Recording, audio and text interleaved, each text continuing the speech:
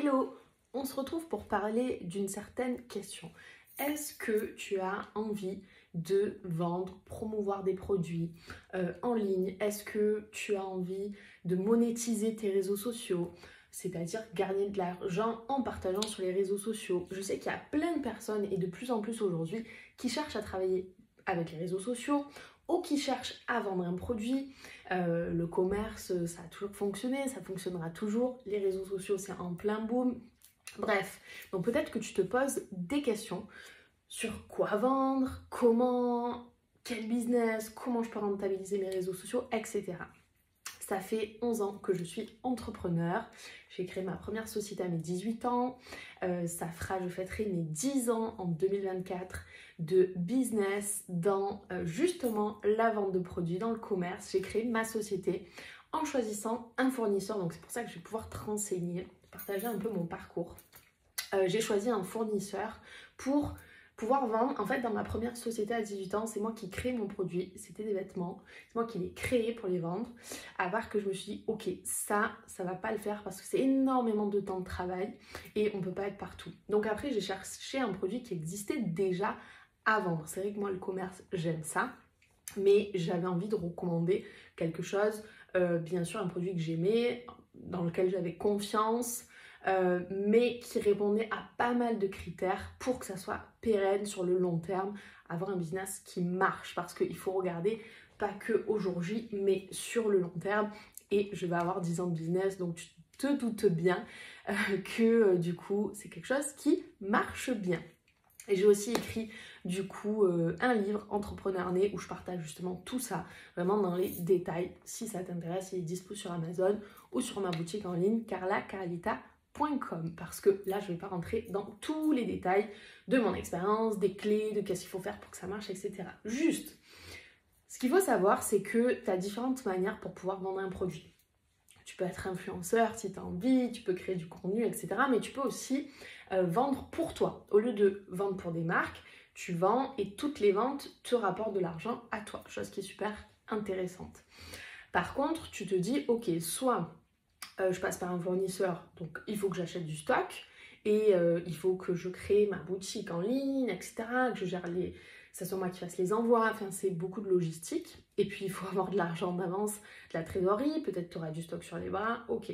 Tu peux faire du dropshipping, bon, pas très bien vu puisqu'il y a eu beaucoup de soucis, c'est pas toujours de la qualité, tu sais pas vraiment ce que tu envoies.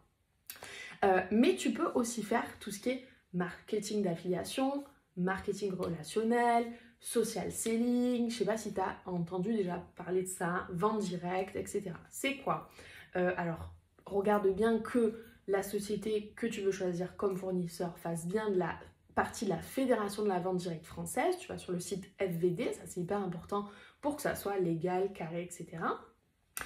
Et ensuite, tu choisis donc une société qui vend un produit qui te plaît, ou du coup, toi, tu vas pouvoir en parler, tu vas pouvoir vendre ce produit, tu vas être commissionné sur ce produit, tu gagnes ta marge, à part que, donc ça c'est dans les points à regarder, si la société elle te fournit un site internet gratuit,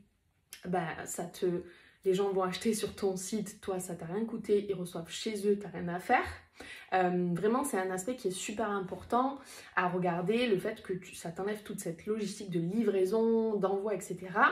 Moi la société que j'ai choisie, donc ici je ne vais pas dire de nom ou quoi que ce soit, c'est pas le but, mais on peut en parler en privé si jamais ça t'intéresse. Mais la société que j'ai choisie, on peut créer le panier pour les personnes. J'envoie le lien à ma cliente, à mon client, il valide son achat, j'ai rien à faire. C'est la société qui s'occupe de la logistique. Moi, j'ai fait ma vente, je suis payée sur ma vente. Donc, c'est vraiment le top. Ce qu'il faut regarder, c'est ton produit. Pour moi, c'est l'étape numéro 1, la plus importante. Ton produit, c'est quoi? Est-ce que ça répond à de la demande? Quand j'avais 18 ans, j'avais déjà ma boîte, je vous disais, de vêtements, j'avais à côté, pour que ça fasse un plus, rejoint une société de vente directe, c'était de la lingerie. Donc lingerie haut de gamme qui était magnifique, mais sincèrement 100 € dans un ensemble de lingerie, aujourd'hui il n'y a plus beaucoup de femmes qui les mettent. Et puis c'est tellement de la bonne qualité que ça dure très longtemps. Donc en fait tu n'as pas cette récurrence, déjà c'est pas un des besoins numéro 1 des gens, et en plus tu n'as pas cette récurrence Donc il faut aller chercher constamment des nouveaux clients. Donc pense à ça. Tout ce qui est fringues, voyage, ça reste que mon avis, mais je te partage vraiment mon expérience. Voyage, etc.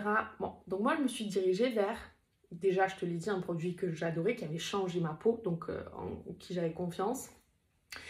Mais aussi un produit qui est sur de la récurrence et de la reconsommation. Parce que des crèmes, des dentifrices, des shampoings, des gels douche, normalement tu en utilises tout le temps. Tout le monde utilise au moins un dentifrice, même s'ils ne mettent pas de crème, au moins un dentifrice autour de toi. Et quand ton dentifrice est fini, il faut le recommander. Donc tu as cette récurrence, ça c'est vachement important. Ensuite, j'ai choisi pas un produit qu'on pourrait trouver partout. Si c'était pour avoir le produit de monsieur et madame tout le monde, ça ne sert à rien. Il y a déjà beaucoup de concurrence. Donc je voulais un produit spécifique. Un produit, donc notamment breveté, avec une science unique au monde, des appareils uniques au monde, numéro 1 au monde, enfin, quelque chose de différent. Mais aussi que la société soit leader et soit experte dans son domaine. C'est-à-dire que les sociétés qui vendent, encore une fois, ça reste que mon avis, hein, mais qui vendent, je sais pas moi, du shampoing, mais aussi de quoi laver le sol, ça m'inspirait pas spécialement, parce que je me suis dit, pourquoi tu es plus expert dans les shampoings que dans le lavage de sol. Donc je voulais vraiment, voilà, une société qui ait un seul domaine et experte dans ce domaine-là. Après, il faut regarder aussi l'expérience de la société. Depuis combien de temps elle est là? Est-ce qu'elle a fait ses preuves? Est-ce qu'elle continue à grandir? Quels sont les chiffres, les gages de fiabilité? Ok. Et puis aussi, la rémunération, le prix du produit, combien toi tu vas gagner sur ce produit. Il faut que ça soit intéressant, il faut que ça soit, tu fasses une vente, tu gagnes de l'argent. Et que ça soit accessible à tout le monde, c'est-à-dire que tu n'as rien à... Enfin, voilà, demain, moi j'ai voulu démarrer, j'ai pas voulu investir ni 1000 euros, ni 500 euros, je les avais pas. J'ai voulu m'acheter mes produits pour moi, commencer et gagner de suite de l'argent.